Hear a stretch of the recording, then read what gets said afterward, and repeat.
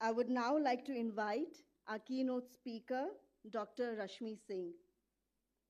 Dr. Singh currently serves as Secretary, Department of Women and Child Development, Government of NCT of Delhi. Additionally, she holds charge as Chairperson of the Delhi Commission for Women and Protection of Child Rights. A senior IAS officer with over 3 decades of public service, she is known for her human-centric leadership in advancing women's empowerment and social governance. Her work has been recognized with the CAPAM Award for Excellence in Public Administration, not once, but twice. The Stree Shakti Award conferred by the President of India and the Leadership Award for International Alumni for the University of Minnesota. Dr. Rashmi, it is truly an honor to have you here with us today. Your work at the intersection of policy and social impact has been nothing short of transformative, ma'am, and I know everyone in this room is eager to hear you. Thanks a lot. Thank you so much, ma'am. So, good morning, everyone, and it's kind of little tough to be shifting from one very critical, sensitive topic that I was at, incidentally, in this building itself, and that was child rights, and that was child protection system, and that was all about convergence of efforts, putting child at the center. And so I was really hoping that when I come here, I would have the benefit of hearing some people on this, again, very critical topic, and that too, centered around women and centered around concern, which is not just like a national concern, but globally a matter of concern for all countries. But I did not have the benefit of hearing speakers before me, and I was also hoping that maybe I'm given some triggers, to be sitting in a panel and, then getting to respond to some questions. But again, I don't have the benefit of, getting those. So please do not mind if I, try and structure my thoughts around the issues through certain trigger points which were sent to me, because I did ask that what are the trigger points on which, you expect a response from a practitioner like me who's been working on the subject of women's empowerment, creating better ecosystems centering around women. But here it is, of course, going even beyond women to be talking about, sustainability as a whole, environment protection as a whole, and looking at, of course, the livelihood potential for women, while looking at, probably creating more of green economy. And in terms of setting foundations as to why this topic is very important, I think a lot would have been said from morning, because I do understand that from 8:30 in the morning, you're probably discussing this topic, where the kind of data sets, the kind of indicators which underscore the importance of why climate action is important, why it is urgent, why there's need to do it now rather than waiting for tomorrow. So I think more than any data set, it is important that end of sessions like these, we go back more awakened, more sensitized, and with a better commitment as to what individually we can do on a particular theme that we have been speaking about, reading about, sharing experiences with each other. So I will not talk much about the urgency. Urgency is what the how we personally resolve to respond urgently is, for me, the basic core and philosophy of urgency of this conversation, because it is something which again involves all of us in our daily lives, in terms of the quality of air that we breathe, in terms of the quality of water that we drink, in terms of quality of care economy that we see around, which again affects all of us, in terms of the kind of resilience in the system which is able to take a shock, which is able to take unpredictable, unforeseen events happening. So it's that resilience that we are talking about. So important again that we look for solutions for climate action centered around women, good practices which are there, innovations which are there, but which need to be scaled up. That is what I keep challenging myself, that rather than patting ourselves in terms of thinking about pockets of excellence, islands of innovation, what is today very important is that mainstream these innovations, mainstream these the pockets of excellence which we look at. Why not take it to the scale and speed of action which today we are capable of? In terms of resources, we are capable of. In terms of human resources, we are capable of. But what is needed is probably that collective thinking, that shared ownership, that collective action plan. And I think forums like these, when different set of stakeholders, again, I'm sorry that I don't really know, in terms of who all are represented here, but I do think that step through the Unpollute Sustainability Conclave has made sure, by what I saw just when I was coming here, with the type of people who have been brought together, that people who matter and their resolve matters.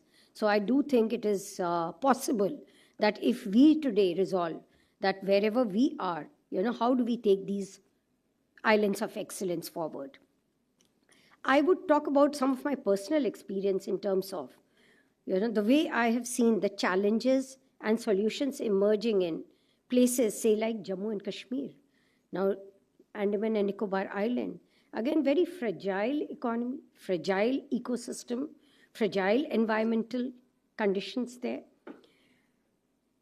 And many of you, probably Jammu and Kashmir, may not be very, very familiar in terms of, what the entire potential therein.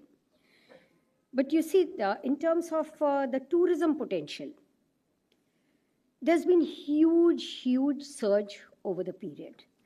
Despite challenges, there's been huge surge. Now, when I look at, again, the need for climate action, so what is bringing in people over there? And what is like one of the ways in which probably you can reduce, the risk involved is making the economy grow, making the youth thrive, making the women there be a part of the governance system. And when we talk about governance system, one word which I saw coming in was, women driving the agenda as leaders in the climate action governance system. I really like that, the principle that you are talking about. Why not women leading the agenda? It was really it was eye-opener for me to see how much difference women have brought in there in terms of promoting better economic opportunities for their own peer group by creating, things like homestay, by creating more of like green jobs available, and all through the local resources. Now, why it is important? If it was not taken in that kind of earnestness, even the period that I've been there, I could see that the place was going through, huge climatic shifts. आपने भी सुना होगा, गुलमर्ग में बर्फ नहीं गिर रहा है, लोग इंतज़ार कर रहे हैं, गुलमर्ग में जाने के लिए इंतज़ार कर रहे हैं क्योंकि वहाँ के स्की रिसॉर्ट्स जो है या स्की स्पॉट्स जो है वो वहाँ का इकॉनमी का मेन स्टे है, लेकिन नहीं बर्फ़ टाइमली आने के कारण वो इफ़ेक्ट हो रहा है. या वहाँ के फूलों की वादियाँ जो कि बड़ी फेमस है, जहाँ आप जाना चाहते हैं, या वहाँ के जो ऑर्चर्ड्स हैं जो बड़े फेमस हैं, whether apple orchard or all kinds of fruits, name it, जो बड़े famous हैं. So everything is dependent upon a certain, ecosystem of environmental conditions. There was this huge concern कि नहीं पहले जहाँ एयर कंडीशनर नहीं थे, वहाँ अब घरों में एयर कंडीशनर हो रहे हैं. In a place like Srinagar, and the first year that I was there, I experienced that. And I was actually staying in a beautiful place, जहाँ का पानी बड़ा famous हुआ करता है, चश्मे शाही. I don't know how many of you have experienced the water of Chashme Shahi, the spring water of Chashme Shahi, the natural spring water. But over the period, now what was getting challenged was that the quality of water was getting affected. The quality of the traffic flow, that is getting affected. तो tourist तो आ रहे हैं, लेकिन उनका experience क्या हो रहा है? टूरिस्ट जो जा रहे हैं वो वेदर के लिए जा रहे हैं, टूरिस्ट ऑब्वियसली गुड एयर के लिए जा रहे हैं, but what has been the experience? So this entire thing about climate action, how I saw was that a group of women, and not just one, but umpteen in number, youth umpteen in number, women, the youth, the girls who cared about environment, started using local, good practices. This morning, I was talking to a very special, younger colleague, Shaila, who used to be my neighbor. Shaila, how are the trees doing that you planted? So it's not just that she planted, but she makes sure that she protects those trees. She makes sure that she creates more and more of such local community groups where, it's not about just waiting for big things to happen, but every day, the kind of principles that we talk about for climate action. I was secretary in New Delhi Municipal Council, and we used to keep talking about the 3 R's, which is reduce, recycle, and reuse, right? The 3 R's. Why? Because obviously there is now a huge competition amongst all the cities to be scoring well in the Swachhata scorecard through the Swachhata action plan that we plan for the cities, to be able to earn that smart city, good ranking. So I'm glad that sanitation, the way you dispose the waste, the solid waste management, they all are form, part of this competition. And there are, by the way, when I again bring women into the core, there are states which have done very well. I mean, Indore was known, it came into news for certain wrong reasons recently.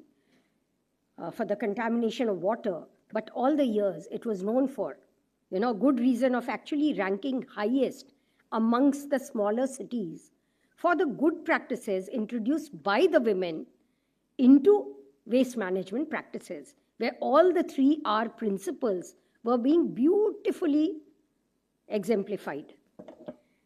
So here talking again about, the kind of good principles which we need to scale up. Say Kerala. Many of you might be aware about Kudumshri, the women's self-help groups, how they have brought in the practices of not just waste management, but also looking at, actually using the local resources in a more sustainable manner, for their economic sustainability. And if you look at the per capita, I mean, not just the income part, but if you look at the indicators on the whole, the development indicators, you find that the parameters related with health and education, they're all in a very positive, trajectory when it comes to the women's participation and women leading, sustainable practices. Similar thing in Andaman. I talked about Jammu and Kashmir, I talked about Kerala, but when I went to Andaman, again, there was this huge issue, concern about coastal areas, the tourist inflow coming in, waste not getting, proper treatment in terms of huge accumulation of plastic waste around. So huge cultural change is what was felt to be, required in making children ambassadors. And I'm really glad that, again, I found that there was a lot of openness in, women coming up with innovative solutions. I had people, self-help groups, who were trained into, making, say, local, products like coconut into all kinds of resources to be leveraged rather than, developing more of the consumer culture through, economy which was probably not customized to looking at how much that island could bear. So every place has its own carrying capacity. Andaman had its own carrying capacity. Jammu and Kashmir has its own, kind of challenges. What kind of ecosystem are you looking at? So very important that this awareness about sustainable practices has to seep in. And as I said, that it cannot just wait from, on a policy level. Because there are like everyday responses which are important to be built into our culture. And I think women, and traditionally, when we look at the role, the intergenerational learning, which are passed on by the women, be it practices as agripreneurs. When I go to my village in Bihar, I find that women who have not had any kind of formal, agricultural scientist background, yet they probably know so much more in terms of indigenous practices, local practices, which we should, try and document. And we should try and have those created, in the form of learning materials to be used for others. Because I find that many of these practices otherwise are just going to disappear. And it is happening because, the kind of communication that we need, the kind of repository of knowledge that we need to be built. So there's somehow we are not able to actually take it to, that level of grassroots penetration, whether in terms of getting the indigenous knowledge practices of the tribal women living in the forest, or on the fringes, or as I said, that the, local communities in in other states of, they are not getting documented. So I think very important that we recognize that kind of leadership coming from practice, coming from indigenous practice, coming from local practice, and organizations like these, which are looking at ways of creating more of, good practices to getting scaled up. I think important that we have knowledge sharing done by the women who have probably never been able to come and talk using a mic. मुश्किल होता है सबको कि mic पे आकर के बोलने के लिए, लेकिन शायद उनकी भाषा में जाकर के हमें करना होगा. We have all kinds of tools and technologies. AI large language module पे काम कर रहा है.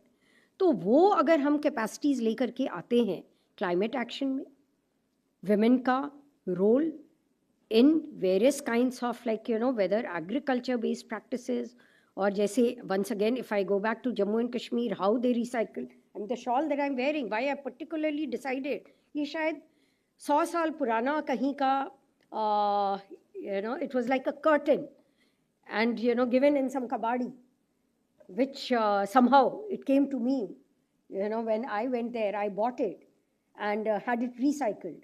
So women actually are capable of, creating those kinds of, innovative practices for the use of each and everything which we might not recognize the importance of. So usko, because I think it is very important that coming in forums like these, as I talk to you, I also get a chance to reflect. I mean, I'm being very honest that I get a chance to reflect. So I think as government, be it any policy, we should also try and see that be it any sector, whether horticulture, technology-enabled documentation and dissemination and customization, so that the benefits of whatever we are talking about, that goes to the last mile. Because again, the benefits cannot remain just in policy. Benefits cannot remain just in looking at, certain recommendations coming. So I think what is very important, that if we feel that, okay, something works, why not get it more and more, localized through the support of various stakeholders? We don't have to do everything ourselves. But I think it is very, very important that we identify those champions, wherever the intent gets translated into action. Because I think today it is a call for action, again, for a very climate resilient environment, the ecosystem that we are looking at, where government is important, where environmentalist is important, technocrats are important, experts are important, bureaucrats are important, but at the same time, every youth is important, every woman is important, every household is important, every community is important. So that call for action has to involve everybody with a very, very collective ownership, collective commitment that their action matters and not left for tomorrow, but today. Thank you.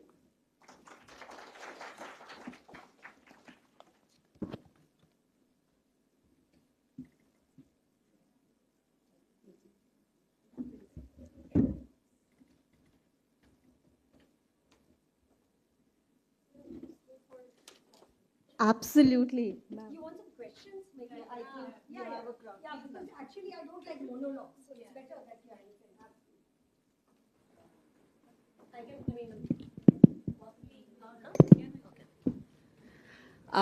Thank you so much. I rarely hear, I think, some comments, especially from a bureaucrat, so grounded in reality and absolutely on point. So congratulations on that for sure.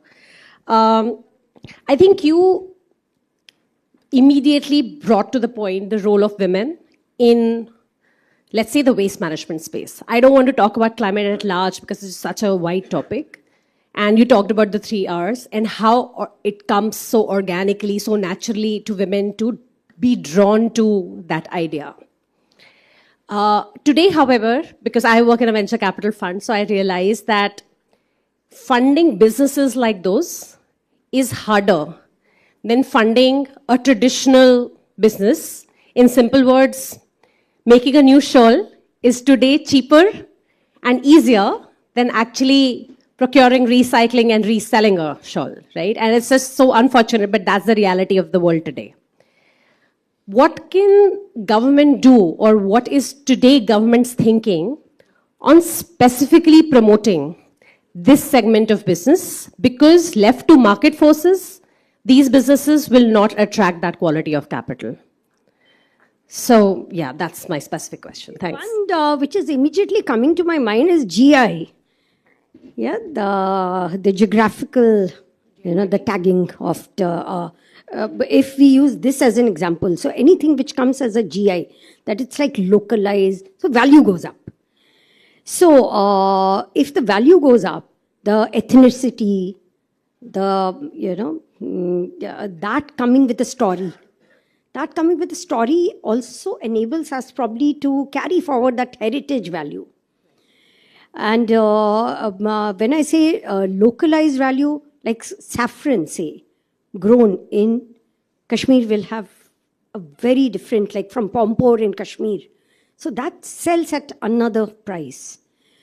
And, there are people who are giving up many, I would say the land is being given up, to go to larger manufacturing sectors, because they feel land is not yielding the right dividends.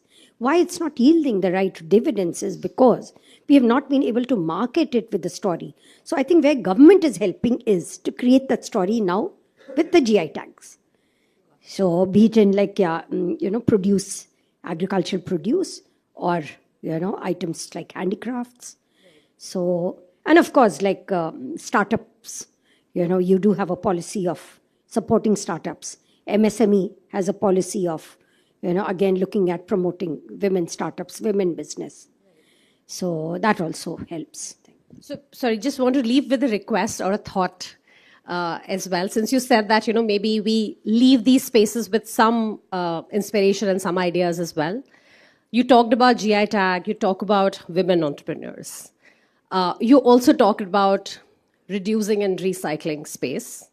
My request is if we can specifically come up with funding on reused and recycled sort of businesses, especially being led by women, I think it would really be a game changer in the space of waste, climate, pollution, whatever you would think of. So It's a very, very, very good suggestion. And certainly, more of that viability gap funding mechanism Yes, can help. absolutely. Yeah, because it cannot, right from day one become a Market ready. commercial business. Yes. Yeah. So that viability gap can be a good option. Thank you so much. Questions? Yes, I see a hand there. Pass on the mic, please. So thank you, ma'am. Thank you so much. I'm Bhavini Parikh, founder of Banco Jonko, and we are into the upcycling. As Swati ma'am said, same thing we are facing. So I've started Banco Jonko in 2019. When we pitch, they first ask, ki how much revenue you have generated. They will not see the impact. They see the business. They want the revenue, right? So that is the biggest challenge we were facing till today. And we have trained the women all over the India level, from Himachal to Gujarat to Maharashtra, everywhere, more than 5,000 women. We have received lots and lots of the awards, recognitions, media, feature. But what about this is the challenges we are facing, as a startup, as all that things. We have the product. We are first upcycle manufacturer registered by the government of India. They are doing wonderful. But still, to generate the revenue is the biggest challenge, because we are also listed on the GEM. But people don't know about the upcycle category at all. And that is where the government need to create the awareness and all that thing. So we are looking for your support. Thank you so much. You see, in terms of the policy dialogue, it is very important again that proceedings like these, your recommendation should also go to forums like, say, Niti Aayog. Yeah, because when a policy is made, so the stakeholder consultation should not just wait for another conference to happen, but I would strongly suggest that you should give these takeaways also there, where like policies get translated into commitments by different departments when they start making their policies. But Niti Aayog can act as like more of aggregator, because it's not just one department, it's also like different ministries which would have a role in this. And of course, like the awareness, the communication, and more of the supply side and the demand side. Like, so both have to work together. So the demand side, how many people are really aware the value today? We are talking about Atmanirbhar Bharat. But unless the demand side gets really strengthened about really knowing Yacha, Atmanirbharta mein, all these things make a part of your Atmanirbharta. Yeah, where even if it comes with a price, it's coming with that, pride behind the price. Thank you. And we are planning to present a report. After we finish the conference, we will present the report. So next question. Can we take on? All right. If I can, please, ma'am. Sure. Thank you, ma'am. I am from Bhagirath Laboratories. I am working in climatic. As a woman entrepreneur, two things I have to face from government people. My mentor is from Niti Aayog, not from the state, but from Ramao Margi Prabodhini. What I experienced is that, madam आप क्यों भागा दौड़ी कर रही हो? आपका knowledge है ना, किसी और को दे दो. See, lady cannot do भागा दौड़ी. Lady cannot work for business. And yeah, so is there any policy which can protect women like us from getting pressure like that? Don't do the business. You are budhiya, you are aurat. And Niti Aayog said that, okay? So why don't हम लोग कर नहीं सकते क्या? Okay, so let me react to that. When you say Niti Aayog said that, maybe, and you're talking about an individual, right? Because often institutions are branded, by the response, by experience which you face, vis-a-vis some individual. So that I would encourage should not happen, and it should not deter you, because you see the perseverance has to be there, because there are institutions meant for something. So the more you are able to follow up and, maybe meet some other people. But I met IIT. and I also feel that bodies help rather than only individuals going and meeting. I think bodies like these, forums like these, Yeah, we forums, because you're part of a particular forum. So I think, the associations, the forums, so they also have a role in being able to, promote and project and do the advocacy where, individual voice is not getting heard. Thank you. Yes, ma'am. I had been in committees in Maharashtra. I pitched for Punyashlok Ahilyabai Holkar. I listened the same statement in different languages. So what I found is that why the percentage 9% of women entrepreneur and not it is 50% or 55%. I'm just going to repeat what ma'am said. Perseverance is the thing. There is no second thought about it.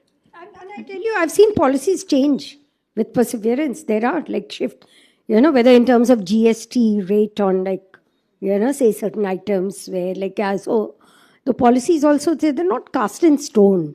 So please don't get disheartened. And at the moment, I can only say that because I'll not have a quick fix solution sitting here. Thank you. Thank you, ma'am, for the There was a hand here. Yeah, thank you. I've got the mic. Thank you. Yes. Hello, ma'am. My name is Shalabh. I represent Marwadi Catalysts. We are a startup accelerator from Rajasthan.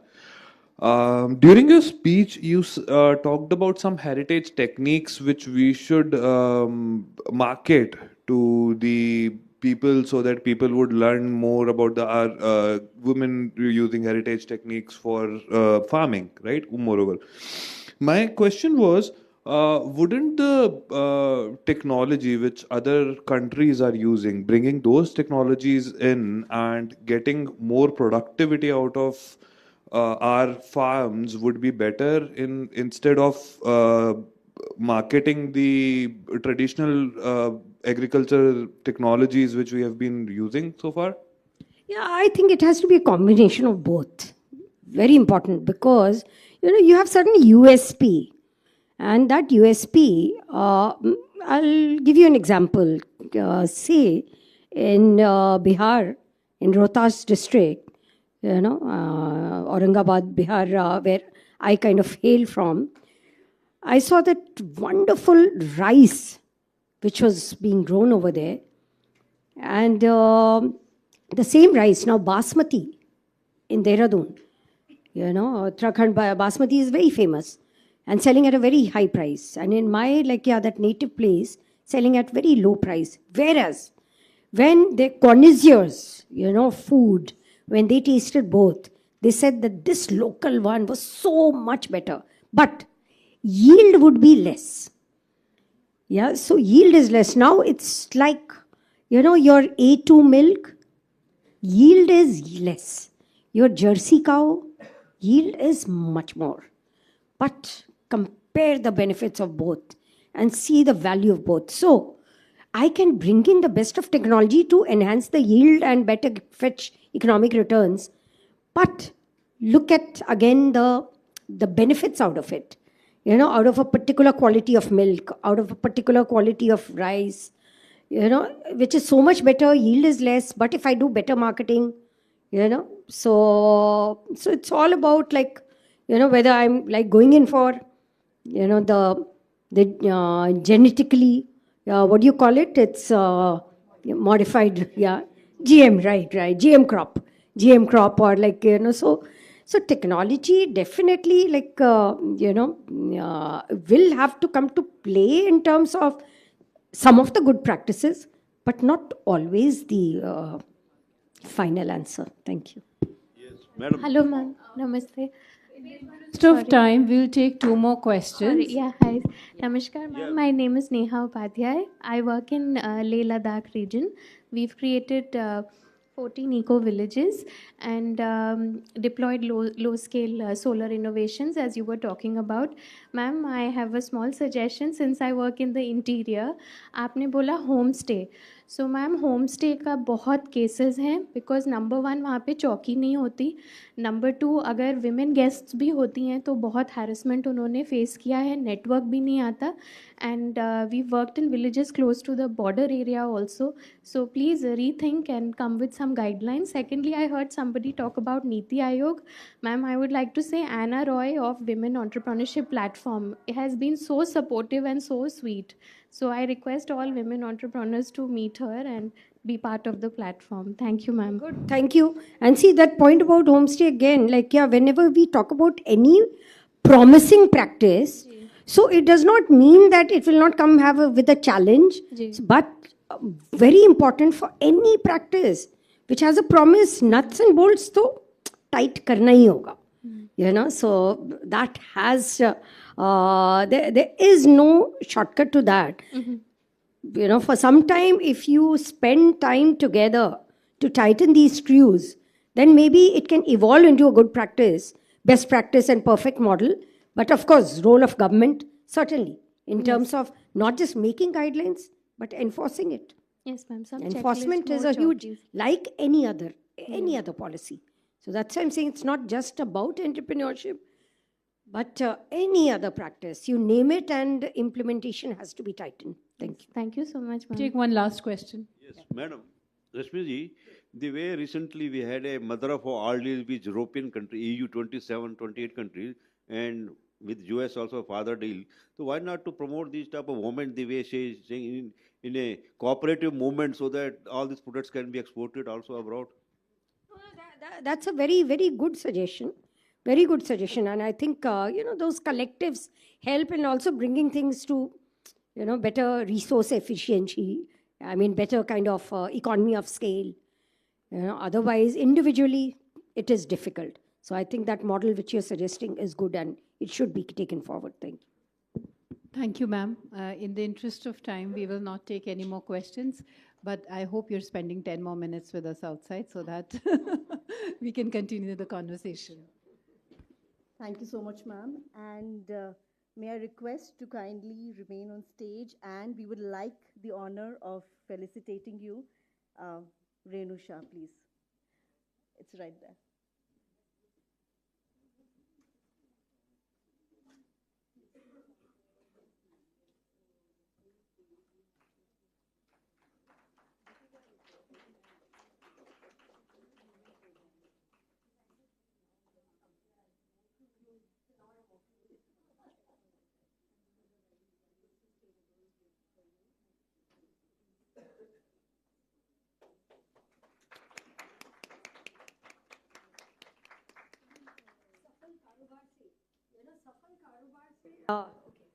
So, I'll just end because I saw Safal Karobar.